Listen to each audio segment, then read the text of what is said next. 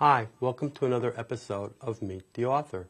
Tonight we have Chris Gay. Hi, Chris. How you doing, Jason? Let me read you a little bit about Chris Gay.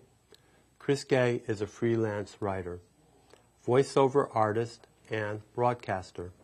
He writes and broadcasts a daily sponsored radio humor spot in Hartford, Connecticut. He has written and voiced radio commercials, authored non-comedic freelance articles and scripts, done occasional radio color commentary for local sports, and acted a little. He lives in Connecticut. He wrote this book, as we see in some others, Shouldn't Ice Cold Beer Be Frozen? You see that one right there. But I'm also going to read this something I'm interested in, The Bachelor Cookbook. I'm going to read a little bit from that.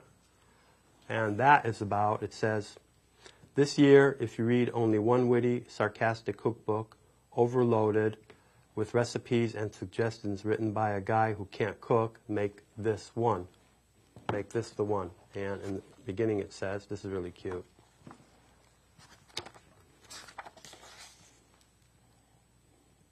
While I'm not sure Chris Gay could actually burn water, I'm fairly certain he could at least scold it somewhat.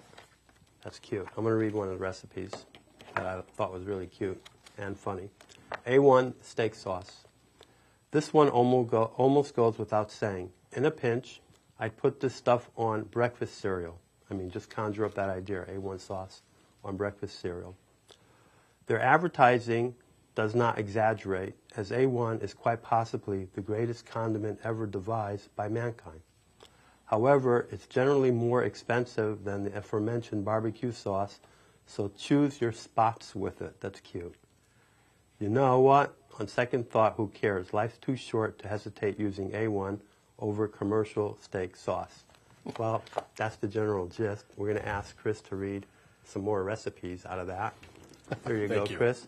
Well, Chris, tell us a little bit about why you decided you're doing radio, television, and authoring. So why did you decide to be an author? What drew you to it? Well, I'm much more of a writer than anything else, and I had done the radio spots for 7 years, and up until earlier this year. But writing is definitely what my priority has been and will continue to be.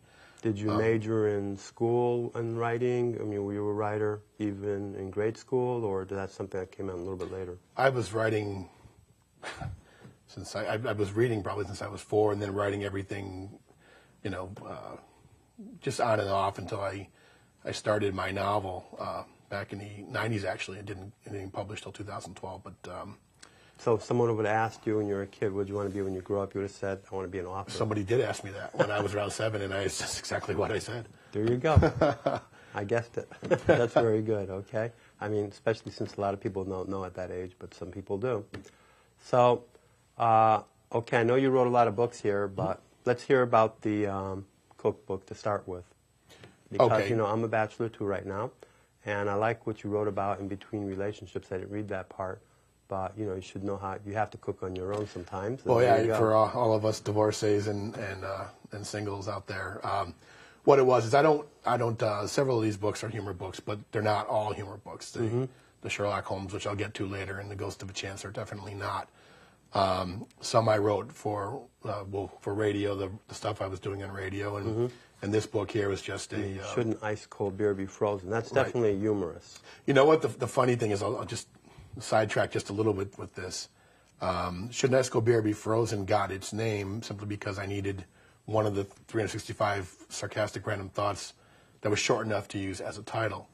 And, with obviously if your lights went out, you could just probably hold this up in your house and light the way. But the cover has brought so much attention to this book. Sure. And you have, the cover, the title, or the cover that's yellow. The title and the cover. Beer. The beer, and you explain. If you like beer and you see a beer, you're addicted to it. So I mean. And it's not people buy it as gifts for. My father gave me beer when I was 7 years old. It's probably against the law, but I was drinking beer when I was 7. I love beer. You know, it's like soda to me, but And you have to tell people if they, at book signings or whatnot. Well, it's not about beer, and they pick it up and they realize it once they flip through it. But so then they don't buy it; they just want to become no, beer. they definitely buy it. They love the cover. Do you have a beer recipe, like a beer battered recipe in your one? Of No, your bachelor because recipes, I'm not much of a beer drinker. But okay. it happened to be. I think it is. Don't hold me to this, but I think it is the shortest random thought in the entire book. So read one of the random thoughts. You got to open up the book. Oh, it's in the back one. Okay. I'm guessing that Captain Crunch's military rank is really more of an honorary thing. So this could be just about anything. I haven't really looked through this in a Pick while. one. Stop right there. Pick it. Soccer might be more fun to watch if every player except the goalie could use his hands. There is. Just out of curiosity, I wonder what percentage consumers heed the "do not use in ear canal" warning on a package of Q-tips. So it's just fun, and I was writing this along with the history stuff I was writing, and then I did a second book just to tie these together, another round of ice cold beer, which is essentially a. So who would get that book out of all the books you have? Who would get it? Who would get the humor? Somebody like what type of humor is it? Would someone get it? I generally, when I write humor, I write it very clean, and I like to make people laugh based on the substance. And some people get it right off, some people will walk away, and then it will. I get it. And it's just basically about many it astounds me that Minnesota has exactly 10,000 lakes. It's just regular straight up humor. Do you know what's not very easy to do? Soak a colander. Spaghetti strainers for people. You can always count on me when the chips are up. Things like that. Just lighthearted humor that I've been writing. And so these two books are. This one's a sequel to it, and it was just fun to do because I don't have a great attention span. So when I'm writing book, and that's going to go into what you asked me a second ago about the Bachelor Cookbook, which is edible meals with a side of sarcasm is the subtitle. And which one is your favorite recipe? You actually wrote there that you like some of them that you made, but I made them all. Which one? I mean, you have made those dishes? Oh, yeah. Okay, so which well, one do here you, we'll have it said. Which is the last one you made? Let's put I it that couldn't way. tell you. I have a blog. The last meal you had. Well, I have a humor blog. It's mostly humor, and it's just 1 or 2 page things of just about anything you can think of. And what it started was I was editing Ghost of a Chance, which is not a humor book in any way really. And except for a couple of quips here and there, characters. And when you edit, as an author, and you've written books, you edit them all at any point in the day or overnight or what have you. And when you're doing a novel, you spend more time editing it than you do writing it. And if you're writing it in the middle of the night and you're like, well, you know what, it's 3 in the morning and I'm starving, and you look up and you say, what do I have in my cupboard here? And like if I mix this with that and this with that, or what do you have left? Because if you're divorced or or you're single, you generally, I don't want to speak for everybody, whatever's in your fridge is in your fridge. And I get, popcorn salad, people are like, I'm like, well, wait a minute, it's essentially salad with croutons, with popcorn substituted for croutons, and croutons are stale bread. At least popcorn is good for you, right? So anyway, what I did was I started writing one of these for my humor blog. And then as the days went on, I said, I bet you if I wrote enough of these, and what you read from earlier wasn't the recipe, actually, it was part of the end where I do stuff like adequate food substitutions, and I tell people, how you can, what foods, if you're real, like for instance, croutons, you can use those if you don't have any potato chips left, if you really want some, or, you can use rice cakes for coasters, because you buy them with good intentions and then you never eat them, and so you might as well get some use out of them. So I ended up writing this entire book in the time that I was editing that. So a few of these books, these two, and then the sequel I was also writing at the same time. I was jumping back and forth. And then when I was editing the Bachelor Cookbook, I was writing Sherlock Holmes, which is a completely serious book. Multitasking more than one at the same time. I don't have a... So tell us about this. You told me you have done author signings. You were at the Big E with the Connecticut Pavilion with CAPA, Connecticut Authors and Publishers Association. And you said that actually was one of the best sellers in CAPA, or your bestseller? My bestseller last year, because that's the only year that I've had hold that book up and show everybody. This is Sherlock Holmes and the Final Reveal. You can see that there. It's a novella, actually. It's shorter than the novel. But what it has is it's got a real big twist in it that's never been done, to my knowledge at least, in a Holmes story. And you're using the original characters. I wrote it in the same style that Conan Doyle did, which was to write it as Dr. Watson narrating the situation. And it really takes place over the last 4 days of Holmes' life when he realizes, they're both elderly, and he realizes his time is... So it's his very last, you added his very last mystery. Well, it wasn't a mystery to him until Watson showed up, and they realized that there was one thing that they had never cleared up that they thought they had. And it was very interesting because obviously I'm an American, I'm an American guy, just having to write as a 80-year-old British doctor. It was a fun thing to do, to try to capture the essence of the original stories, not, other than the massive twist in the end of the book. I wanted it to have the feel of a classic Holmes story, which really were only... And so you were influenced by Sherlock Holmes when you were younger? Oh, yeah, I was influenced by everything. I read everything I could get my hands on when I was a kid. But Conan Doyle, most of his 60 stories, 56 of them were magazine articles, 15 pages long or so, and only 4 novels or novellas. So, this wasn't really long. I'll read a little piece of it, since you say it's in the old style of Conan Doyle. He gave a gentle laugh. No, I suppose not. Once more than for, as you call it, old time's sake. When you arrived, there was a button missing on your coat. A pet peeve of yours which has always been addressed post haste. The possibility does exist of it being lost en route here, of course. However, if one were to combine it with the 2 days' growth of stubble on your chin, along with the condition of your walking stick, then my deduction is all but confirmed. Well, you picked an interesting spot there. What I wanted to have is you can't do a Holmes book where Holmes doesn't do his shtick. And even though he's around 80 and Watson's 80 and they haven't seen each other for quite some time, when Watson walks in, he sizes him up right away and tells him what he was doing. And Watson is always impressed, as he always had been throughout their previous friendship. How'd you know that, right? Right, and so he never... You can't do a Holmes story and not have something where he just deduces... When you just walk in, just looking at it, correct? Exactly, so... So what is Ghost of a Chance? Ghost of a Chance is a story that was years in the making. I started writing that on a lined paper and then a typewriter. And then, it took me many, many years to write. Not that it's something I just kept coming back to.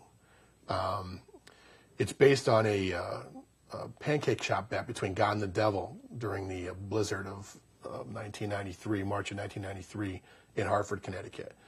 To everybody else in the coffee shop or the pancake shop, they're just two couple of 40-year-olds, guys just talking over a breakfast. But to the reader, they're God and the devil, and they make a wager that would significantly impact mankind. The devil proposes it, and God accepts it, and then the book goes along. The story proper is the majority of the novel, and then you have the ending to the story itself, and then after that you have the reconciliation of the bet between God and the devil at the last Christmas Day in 1999, right before the millennium change. So even though this book just came out, I said it's sort of a time capsule of the 1990s, primarily 1995, and it's set right in and around my hometown of Manchester. And some of the... Manchester, your hometown? What a coincidence. I was in Manchester today at the high school. Yeah, I'll be teaching in adult education there. Oh, excellent. Cool. I made up, there's the primary... Ruston school? A Ruston school there? Not Ruston, I think the name is. Okay. That's the primary area is Colonial Village, but that's there are, which is fictitious, of course, but there are other places around that. I was right near the park there where they have this big, beautiful pond. It's really nice. Nice town. And Manchester's got a lot of spaces, a lot of parks. So, as an author, you're doing book signings. What have you meet people interested in your book and they're selling? What are you doing to sell your books, and what have people who bought your book? What have they told you about your books? Well, they told them they were all completely fantastic and would recommend them to everybody, of course, right? And now, what I'm saying is, I do what every author has to do. which you have to market. And fortunately, and I don't, I'm very happy to talk to people and meet people, and I love doing book signings and discussing not only my books, but a lot of people come up to you with, to tell you that they want to write, and writing, it's a great subject, and people love to talk about what they want to do, and the back and forth and getting your name out there. But as you know, you have to do, you could write you could write the greatest novel of all time, and if nobody knows it exists, it doesn't really help you. What else? So you've got to go out there. So what are you doing to go out there? Like everybody else, they should take advantage of all the social media, the Twitter, the Facebook, the website. It's important to have a website. I have a website. Do you have a Facebook page for each book or for all your books? Actually, both. Spot? Every book I have has its own Facebook page, but I also have one where it's just me total. I also do. That's a lot of work. Well, I do the freelance. more books you have, the more Facebook pages. I write freelance hockey articles now, and I've done freelance non-sports. I do freelance work for people who need it, and you also want to be able to publicize where you're going to be or what you're going to be doing, like say a TV interview with Jason Alster, or I did a radio interview a couple of weeks ago, and it's a great place to show people, who might not want to go all the way to your website, but they might see, on the Facebook stream coming through if they've liked your page, and you can let them know everything you're doing. And I don't really have a particular genre. I've had and that's, when sooner or later I know you're going to ask me about the radio history book, and it was really fun to write because I love all of history. There's almost, the joke I think was, I don't care about knitting. But somebody asked me, what do you now? Like I said, I wouldn't read Macrame Monthly or something. But if I once read a book, or at least started reading a book on frozen water trade. I think it was called. I forget the author's name, but essentially it was, in the 19th century, people didn't have refrigeration, so they would pack up ice from lakes in the north and ship it down south, and it wasn't it was just one thing. I either probably misplaced the book or I never finished it because I was writing something else. But it doesn't matter what the subject is; you can find interest in anything, and that's true. It just as an artist myself, painter, I mean, some of the best paintings are of a room. Like Van Gogh did one of his best paintings was of a room, of his bed, and the window. Like you can find interest in anything. It wasn't even the view out the window; it was just the bed and the window. It really is. Some tiles on the floor. It was amazing painting. Well, subjects are like that. Like art. If you walk into let's say I walked into a museum with a friend of mine, and he or she might think that this particular painting looked great, and I might think, and vice versa. It's a very subjective thing. So what interests people are subjective. But see, I've been interested in everything I could get, my eyes on in terms to read, and that has always, as you know, if you start reading when you're young, that improves your vocabulary, and as you improve your vocabulary, it helps you with constructing sentences, and then writing, and then realizing how, I've written articles too. I was published in Writer's Digest with a little humor piece. So you're trying to go everywhere. Are you approaching them, or are they approaching you, or both? Or it's whatever, you submit where you have to or where you can, because writing is like a lot of these jobs. There's no shortage of applicants. So you've got to get into like a really good magazine like Writer's Digest. You got to bring it, because you're going to be up against your piece, your article or your humor or whatever is going to be up against hundreds or thousands of people. Just using them as an example. You've got, if you don't put your name out there, nobody else is going to. You got to make it happen. That's my favorite expression. I've had book signings at my health club. I've had book signings everywhere, including I had one at Borders, and then of course afterwards they closed down. But I hope it wasn't because of my book sales. You broke the bank. No, but so that's very interesting. You mentioned that because, for instance, there was somebody who wrote a book about the Mayan calendar, and then there was that movie about the Mayan calendar. The disaster in the year 2012, and he put his stand up right at the entrance to the movie theater. And he sold out all his books because they were coming in to see a movie about the Mayan calendar, And that's something that if you're writing about something that might happen in the future, then you've got a short shelf life to make sure you really. I mean, and people You'll always have people that will come back to it because their interest was piqued and maybe they'd forgotten about it. Or, Well, they'll say it didn't really mean 2012. It meant 2014. yeah, So and the then in book is gonna keep 2014, like, going. oh, I'm sorry, I thought it Well, meant it was next year, 2018, and you know. But I think. So if where's you- like one of the weirdest places you put your stand?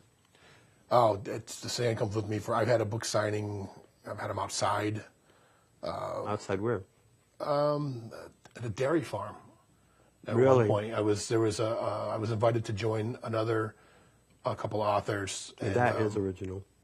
but that's the thing. You don't want to pass up on these things. Why a because dairy farm? Do they sell books Because in I got there? a call and said, "Do you want to do a book signing at a dairy farm?" But do you sell books? Do I- they sell books in a dairy farm? What they do is they sell a lot of different products, and Uh-huh. people come, and people will see, and It's you've a got to draw. catch their It's a eyes. draw. It's like this book. I mean, you might not know what it is, but you don't see a book like this. You don't see a very So it draws bright yellow people. or Well, actually, that's it's not. I'm surprised the dairy farm did it, but like for instance, now that you mention it, an ice cream place, an ice cream they parlor. sold ice cream, and that they did. sold. Well, it was a dairy. They had a pumpkin field, but it wasn't. Mm-hmm. I don't think it was open to me because it was July. It was last July. Mm-hmm. So there was. There were people there for different reasons or whatever it was. I didn't really pay much attention as to why. I just got a call. Do you want to come? And you yeah, okay, I'll do that. You're going to set up with other authors, and people are going to come by and they're going to browse your books, and maybe they'll. Well, I was going to say that an ice cream parlor one time asked artists to stand, and also people who wrote books, because I do painting and writing, and they asked me to put up a stand. And at first I didn't understand the connection, but then I realized, well, that's a draw to the ice cream parlor. If people are coming to see authors and writers and Well, that's and a artists. lot of times. That's why people will allow. And they're you, supporting the arts at the same time. Right, they're doing supporting something. their arts, and what it does is they know. Like for instance, a couple of years ago, I did one at my health club. Well, it's not. It's. Well, health clubs sometimes do have authors. They have like a men's club at the health club. And Well, this one didn't. But the reason why I did it was, was you're there every day. They had an open space, and you asked them, and they granted me permission. Once they were good people, but that aside, So they didn't make an advertisement or anything. You no, just but put up I the- did. So Oh, what you happened did. was, you bring, and this isn't just specific to me. It could At be the club or on the Facebook page? everywhere. Everywhere. Yeah, you advertise everywhere on Twitter, on Facebook. Oh, really? Oh, yeah. Because what happens is now people might come in. Did they get any members from that? That's the question. I don't know, but what I'm trying to say is that's the point.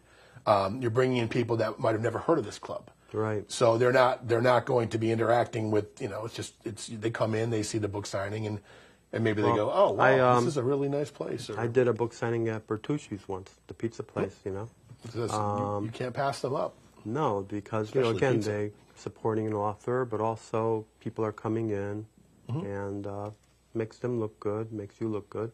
Yeah, and everybody, like I said, you Everybody's a advertise. win-win.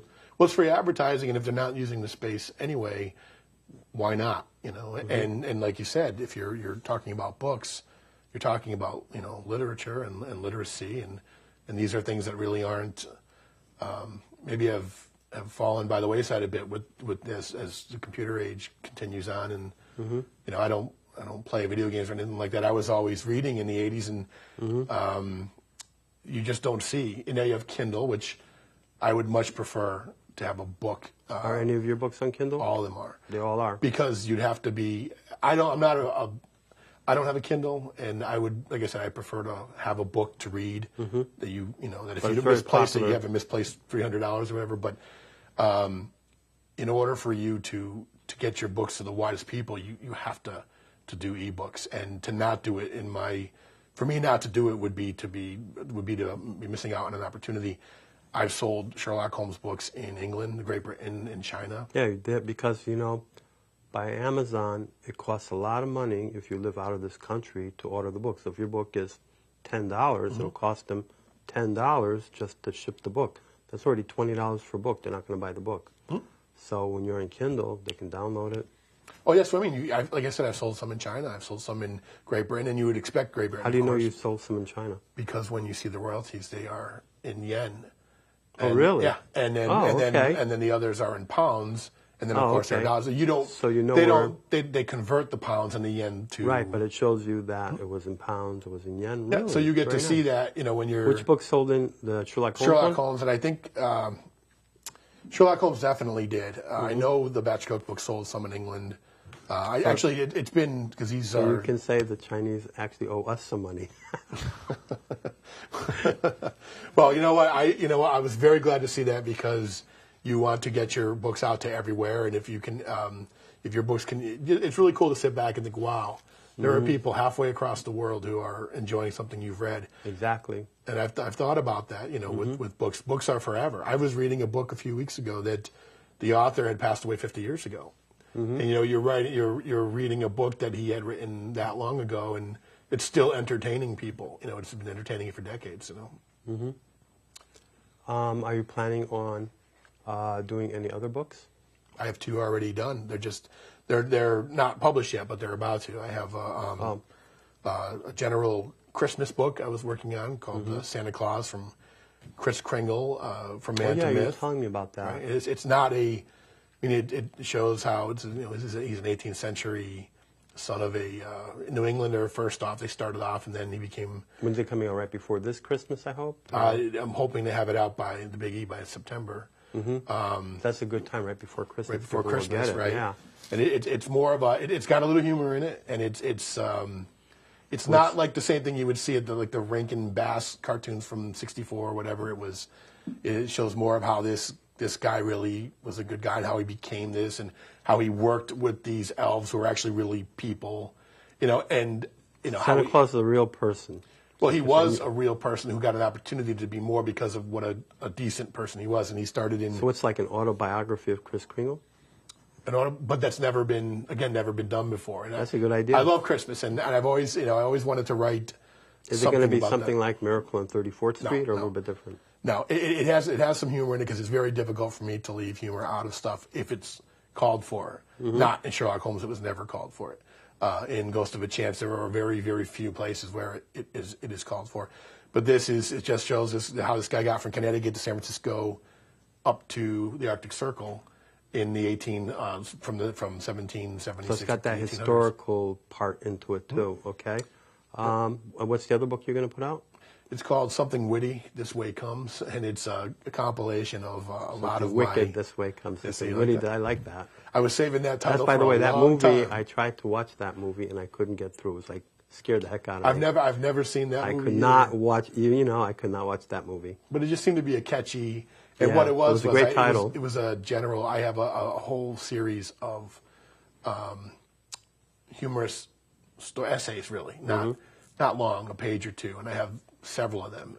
And so I put them together along with what I'm doing, politically correct movie reviews, which is kind of sarcastic reviews of very popular movies, from Jaws to Star Wars to The Godfather to. Oh, so that's Something Witty. This one comes. It's about reviews we've done. No. What it is it's. I've written a lot of things from my blog, which like my first trip to Sonic or.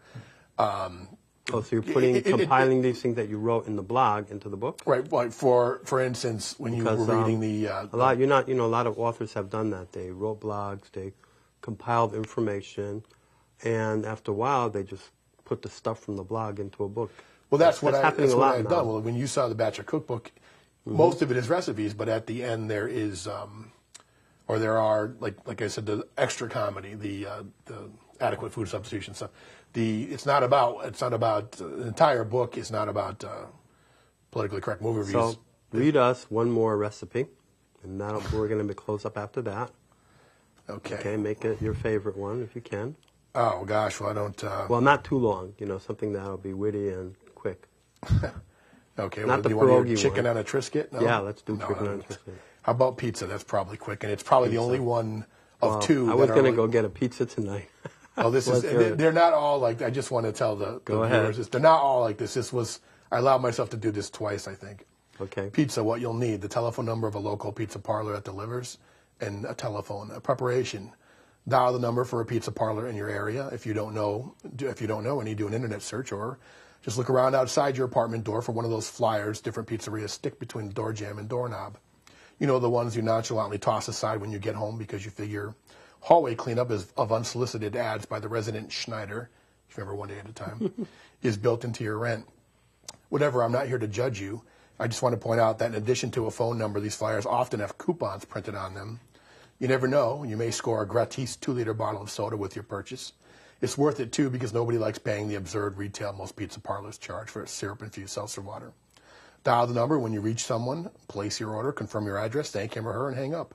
Generally, someone will show up at the door with your pie in anywhere from 45 minutes to an hour. Add additional time in 20-minute increments based on a direct correlation to how hungry you were when you ordered. When the time comes, answer the door, pay the driver. Once your task is complete, bring the entire box to the living room. If you think of it, grab a couple of paper towels on your way by the kitchen, toss the pizza on a nearby coffee table or ottoman, and have at it. If there are any leftovers, be sure to get them into the fridge by the 8th inning at the latest, the end of the second period if you're watching hockey. The next morning, enjoy a hearty breakfast out of whatever's left. And remember, pepperoni pizza is a perfect representation of the 4 food groups. Your utensil options would be hands or a knife and fork. And with regard to, there's an asterisk at the end of ice hockey, which was, this is a vague estimation. A vague estimation based on nothing more than a non-scientific guess. I could probably research it for you, but I really don't care enough to make the effort. And when I suggested you could use a knife and fork as utensils, the second asterisk was, if you plan to go this route while your buddies are over watching the game with you, you may wish to reconsider.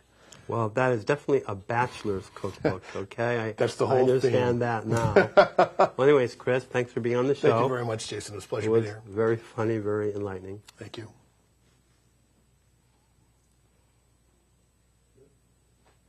Okay, we're good. Thank you very much. Thank you, Chris. Appreciate that.